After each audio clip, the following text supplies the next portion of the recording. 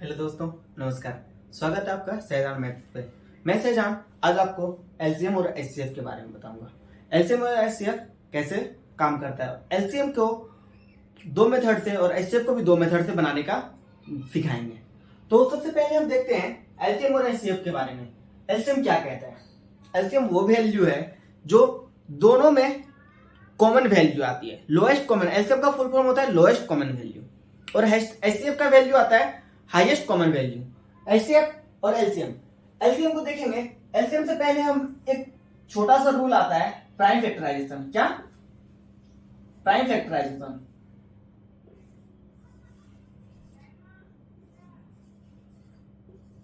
Prime factorisation इसको हिंदी में बोलते हैं अभाज्य गुणनखंड। अभाज्य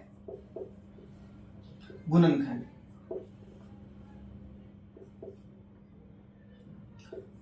गुणनखंड, ठीक है।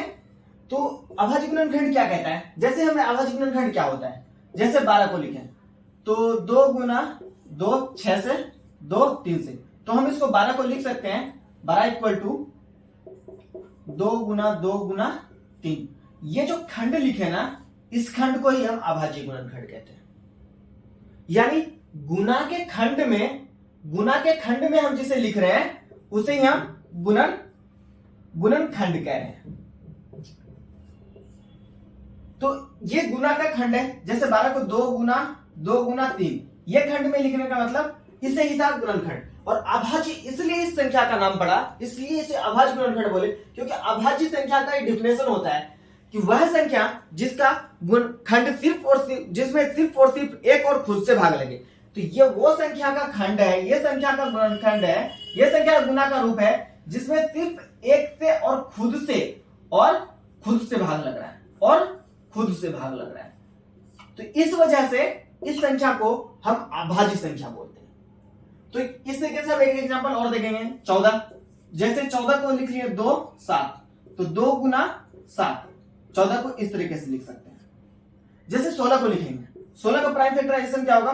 2 8 2 4 2 2, तो 16 इक्वल टू हम लिखेंगे 2 गुना 2 गुना 2 गुना 2।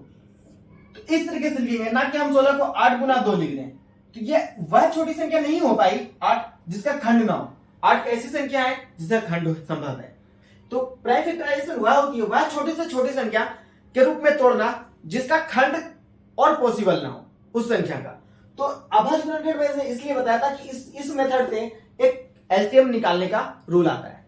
जैसे कोई बोलते क्वेश्चन अभाज्य गुणनखंड विधि से एलसीएम निकालें, तो इसलिए मैंने आपको अभाज्य गुणनखंड बताया ये होता क्या है। तो सिंपली अभाज्य गुणनखंड से हम संख्याओं को निकालेंगे, एलसीएम और एचसीएफ दोनों। तो अभाज्य गुणनखंड हो गया क्लियर यहां तक। तो अब हम लोग देखेंगे एलसीएम और एचसीएफ।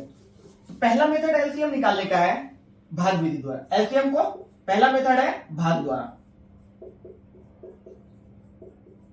द्वारा, और दूसरा है अभाज्य गुणनखंड द्वारा। अभाज्य गुणनखंड द्वारा तो पहले देखेंगे, जैसे कि एग्जांपल लेकर के देखेंगे। चूंकि मैथ एक ऐसा सब्जेक्ट है जिसमें एग्जांपल लेकर के ही समझाया जा सकता है, तो हम एग्जांपल लेंगे। जैसे कैसे 12 और 14 लिख दें, तो भाग विधि को हम लोग जो सिंपल पढ़ते आए वो भाग विधि है। इसको 2 से भाग दिए 6 7। अब कोई पॉसिबल संभव है दोनों में? नहीं। अभाज्य गुणनखंड में क्या करते हैं, जैसे 12 को अलग लिखेंगे और 14 को अलग लिखेंगे और तोड़ेंगे।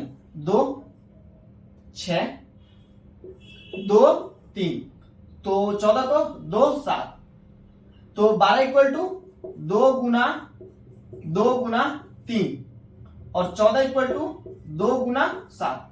तो अब हम देखेंगे अभाज्य गुणनखंड जैसे हम भाग विधि में देखे थे, तो बाकी जो आया था उसको सीधा लिख दिए 2 गुना 6 गुना 7, 6 दूनी 12 7 84, 84 आंसर है। सेम इतना ही आंसर इसमें भी आएगा। जैसे देखो अभाज्य गुणनखंड को हम क्या करेंगे, तो वह वैल्यू देखेंगे जो दोनों में मिलती है, उस वैल्यू के बदले में हम एक लिख देंगे, एक वैल्यू लिखेंगे। उस दोनों वैल्यू के बदले में जो दोनों में मिलता है उस दोनों वैल्यू के बदले में एक वैल्यू लिखेंगे, और बाकी जो बचा है उसको हम यूं ही उतार देंगे।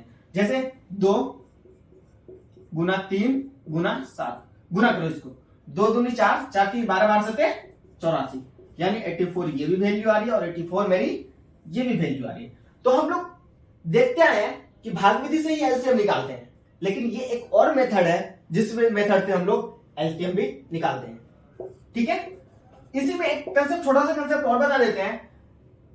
इसी क्वेश्चन में हम एचसीएफ भी डिस्कस कर देते हैं। तो एचसीएफ में क्या होता है कि वह हाईएस्ट कॉमन, मतलब एचसीएफ का फुल फॉर्म होता है हाईएस्ट कॉमन फैक्टर। तो वह संख्या जो दोनों में मिलती है, कौन सी संख्या है? ये दो संख्या है, एक ही संख्या है जो दोनों में मिलती है। एचसीएफ क्या हो जाएगा?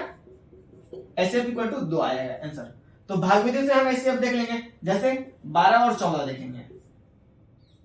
एक बार में 12, 2 बजिया 12, 6 बार में, तो ये मेरा क्या आ गया? एचसीएफ। तो इजीएस्ट होता है भाग विधि द्वारा, इस वजह से हम लोग यूज करते हैं भाग मेथड को। बाकी एचसीएफ और एलसीएम दोनों निकालने का ये एक और तरीका है जिसे हम लोग अभाज्य गुणनखंड विधि द्वारा एचसीएफ एलसीएम निकालते हैं। सो आशा करते हैं समझ में आया होगा। So thank